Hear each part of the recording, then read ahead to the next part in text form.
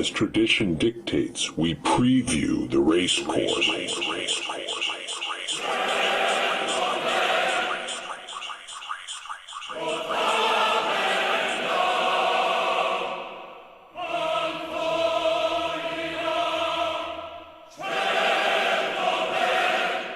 Our riders line up at the start. Steely eyes scan the competition, assessing the mettle of each rival, thus initiating the stratagem and gamesmanship inherent to the annual bike race challenge.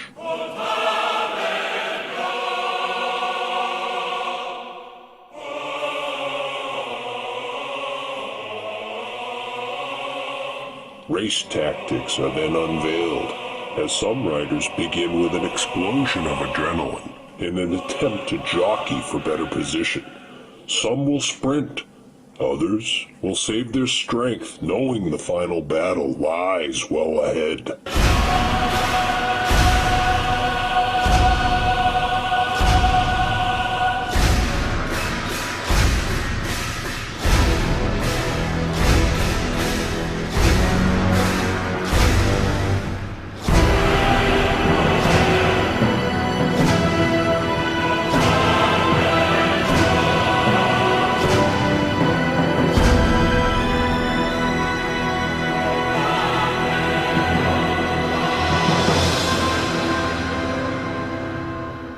Riders enter the woods single file, for the forest is an unkind host, leaving scant room for ill-thought acts of passing lane bravado.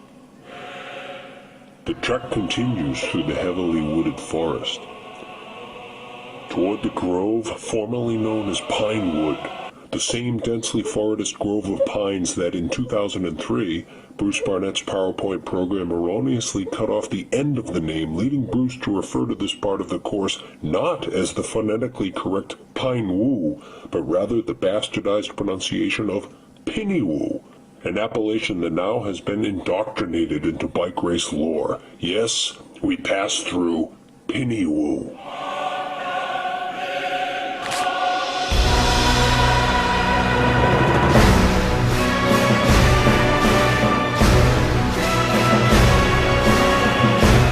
The course continues with a series of twists and turns, ups and downs, meandering until we arrive at the Jagged Run, the most deceptively challenging part of the course. In the Jagged Run, the day will become night if you stray from its path, and the jutting rocks will literally stop your bike dead in its tracks, sending you careening over the handlebars toward a likely concussive head injury.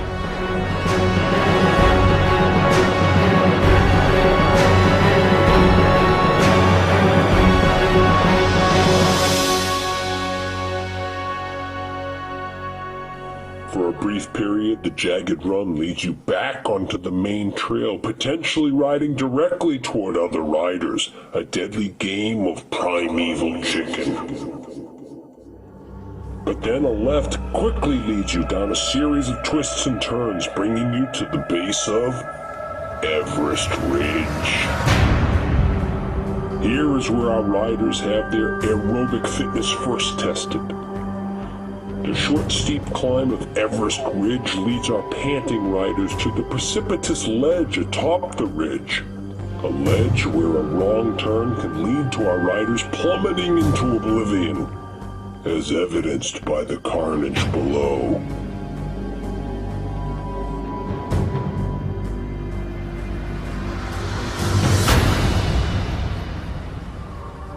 The path continues to meander, allowing a brief respite for our riders before they are then charged with the course's only portage.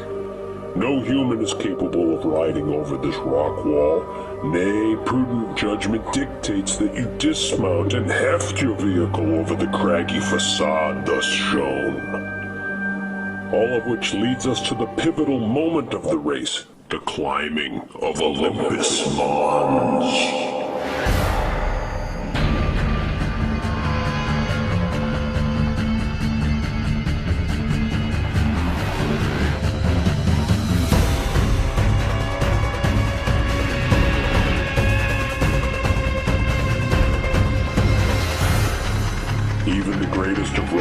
course, those riding at breakneck speed with the greatest of momentum leading into this climb have but scant advantage in addressing this monster, this beast.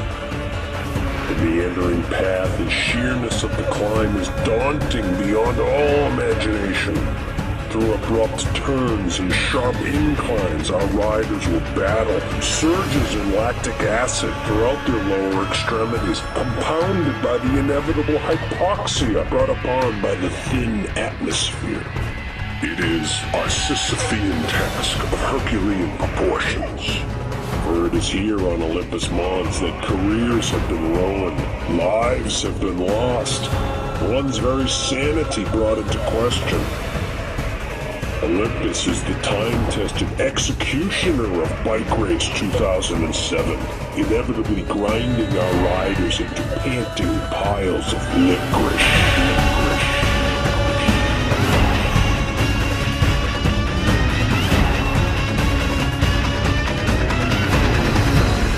And adding insult to injury, if you stray from this path, be it from recklessness or lack of fortitude or skill, you will be veritably velcroed to the ground, the victim of 1,000 tiny swords.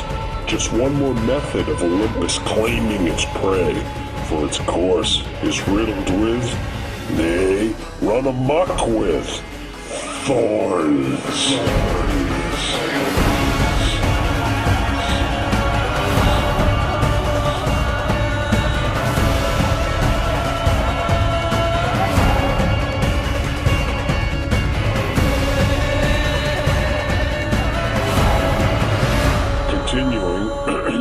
Perhaps a bit more gingerly, we proceed further up Olympus. In the unlikely event riders achieve the summit of Olympus, the course then provides another brief reprieve. A zigzagging downhill ramble leading one back to the original path and the familiar surroundings of Piniwu. And thus the second lap begins.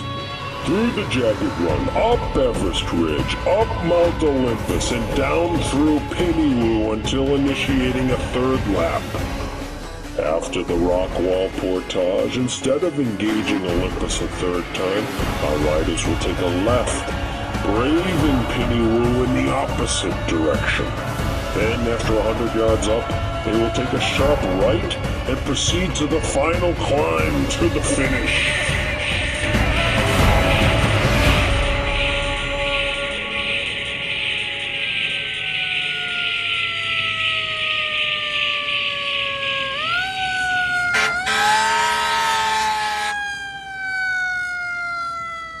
Given the unlikely event of all riders surviving Bike Race 2007, prudence dictates that we meet some of our brave contestants now, in the hopes of this not being a preemptive memorial.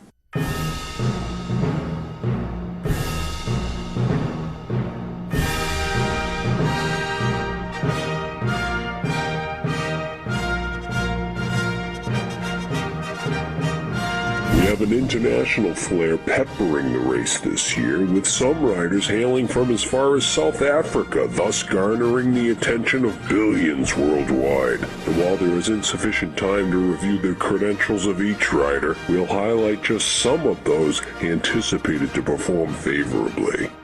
First, we have John Big Return Trickett, our sole representative from Merrill Lynch. This newcomer to the race hopes the investment he's made in his training pays big dividends.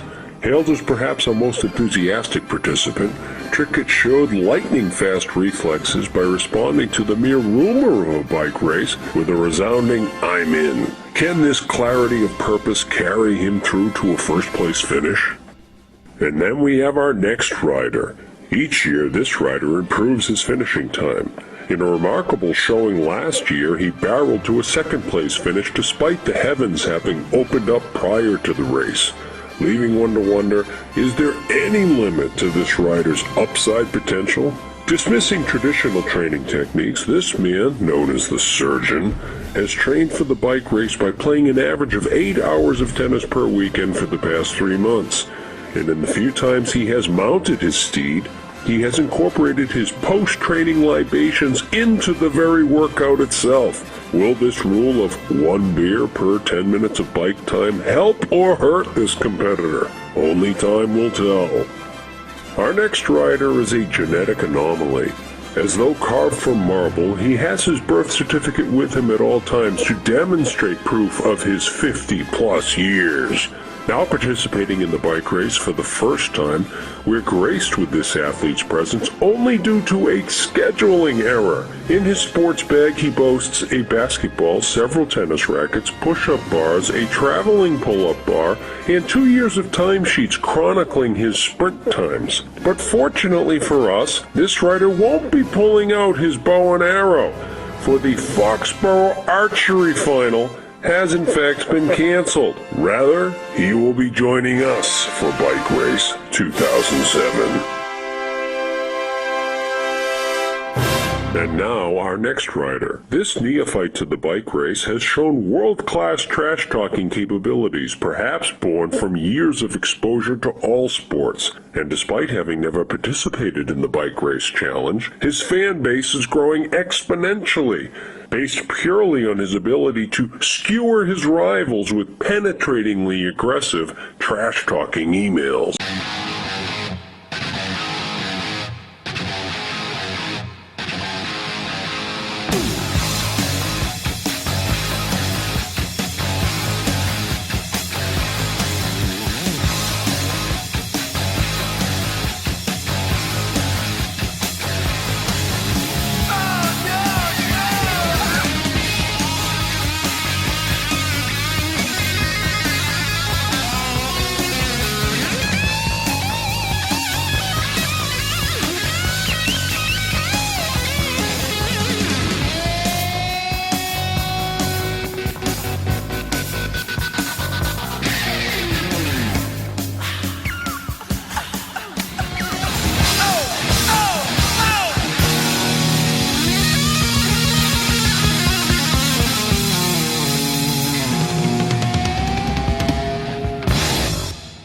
And now, our next rider. There are some riders for whom spoken accolades fall short. For this rider, far short. For here we have James Nobody Does It Better Reddick. We invite you to enjoy a short homage to this rider, the clear favorite, boasting an astounding 750% winning percentage, sporting the highest skill set of all contestants. It's highly recommended, as you watch, that you take notes.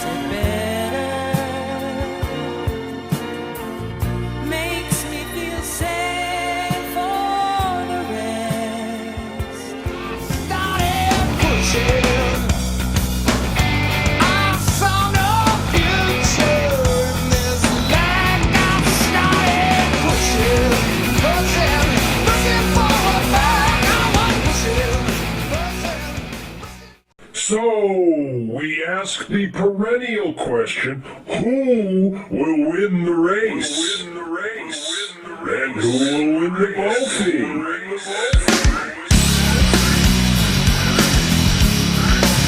Who will win the race?